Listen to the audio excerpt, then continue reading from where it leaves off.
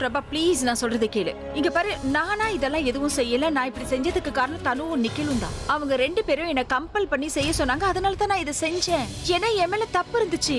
அதோட நான் கோவமா இருந்தேன். அதனால இதை செஞ்சிட்டேன். என்னோட வாழ்க்கையில என்னெல்லாம் நடந்துச்சோ அது எல்லாத்துக்கும் காரணம் அந்த பிரக்யா தான். அவ என் காதலை என்கிட்ட இருந்து பிரிச்சா, என் குடும்பத்தையே என்கிட்ட இருந்து பிரிச்சா. தயவு செஞ்சு என் கோபத்துல ஒரு நியாயம் இருக்குங்கிறத புரிஞ்சுக்கோ. போதும் ஆலியா, நீ இப்ப பேசுறதால நான் எதையும் நம்ப போறதில்ல. உனக்கு சந்தோஷமா வாழ தெரியலங்கிறதுக்காக அடுத்தவங்க சந்தோஷத்தை கெடுக்காத. உனக்கு சந்தோஷத்தை கொடுக்க தெரியலனா மத்தவங்க சந்தோஷத்தை கெடுக்காத. ஏன்னா உனக்கு அந்த அருகதை இல்ல.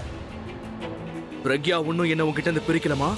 நானா தான் உங்ககிட்ட இருந்து பிரிஞ்சேன். ஆமா, நீ என்ன நினைச்சதெல்லாம் பேசுற? பிரக்யா தான் உன்னை உன் ஃபேமிலி கிட்ட இருந்து பிரிச்சாங்கன்னு நினைச்சு பேசிட்டு இருக்கியா? ஆலியா, உன் குடும்பம் உன்னை விட்டு பிரியறதுக்கு நீயும் உன்னோட கேரக்டரும் தான் காரணம். உன் கூட பிறந்த அண்ணனும் உன் ஃபேமிலியும் உன்னை விட்டு விலகி இருக்கிறதுக்கு காரணம் நீ பண்ண தப்பு தான். தேவையில்லாம அடுத்தவங்க மேல பழி போடாத. அதனால நீ நல்லவளும் ஆயிட முடியாது. அப்படின்னா நல்லவங்க கூட நல்லவங்க மட்டும்தான் இருக்கணுமா பிரபா? இதான் உன்னோட லாஜிக்கா? சரி, ஓகே. என்னோட கேள்விக்கு பதில் சொல்லு. நல்லவங்களுக்கெல்லாம் நல்லது மட்டும்தான் நடக்கும்னா உனக்கு மட்டும் ஏன் அந்த நல்லது நடக்கல?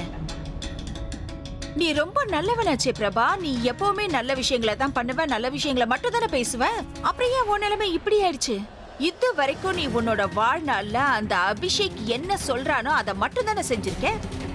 அவன் ஒருவேளை பகல்னு சொன்னா ஆமா பகல்னு சொல்லுவ, இல்ல இது பகல் இல்ல ராத்திரின்னு சொன்னா ஆமா ராத்திரின்னு ஒத்துப்ப. அவனுக்காகவே நீ வாழ்ந்த டு an extent. இன்னைக்கு வரைக்கும் உன்னோட லைஃப்ல உனக்குன்னு நீ என்ன செஞ்சிருக்க? உனக்குன்னு என்ன இருக்கு? ஒண்ணுமே இல்ல.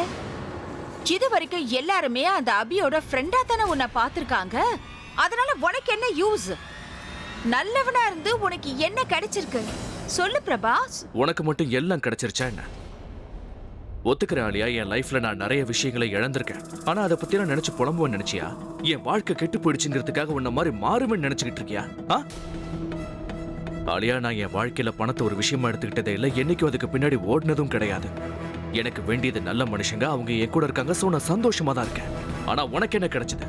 ஒரு நிமிஷம் உன் நிலைமையை யோசிச்சு பார்த்துட்டு அப்புறமா என்ன சொல்லு. உங்ககிட்ட இப்ப என்ன இருக்கு? நீ ஒரு ராக் ஸ்டாரோட தங்கச்சி, உனக்கு ஒரு பெரிய குடும்பம் இருக்கு. ஆனா இப்போ நீ ஒரு தனி மரம். உன்னை கொண்டாடின அதே குடும்பம் இப்போ உன்னை வெறுத்து ஒதுக்கி வச்சிருக்கு. You don't have anything.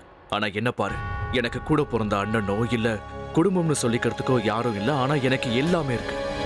ஒரு அண்ணன் ஸ்தானத்துல என் ஃப்ரெண்ட், அம்மா ஸ்தானத்துல பாட்டி. இவங்க யாரும் எனக்கு ரத்த சம்பந்தம் இல்லைங்கிறத நான் ஒத்துக்கிறேன். ஆனா மனசுல உண்மையான அன்பு இருந்தா இந்த உலகத்துல எல்லாருமே நமக்கு சொந்தமா தான் இருப்பாங்க. ஆனா உனக்கு தான் ஒண்ணுமே இல்லை. மனசுல நல்லது நினைச்சு உண்மையான அன்பு காட்டுறதுனாலதான் என் மேல உயிரிய வச்சிருக்கிற ஒரு குடும்பம் எனக்காக காத்துக்கிட்டு இருக்கு.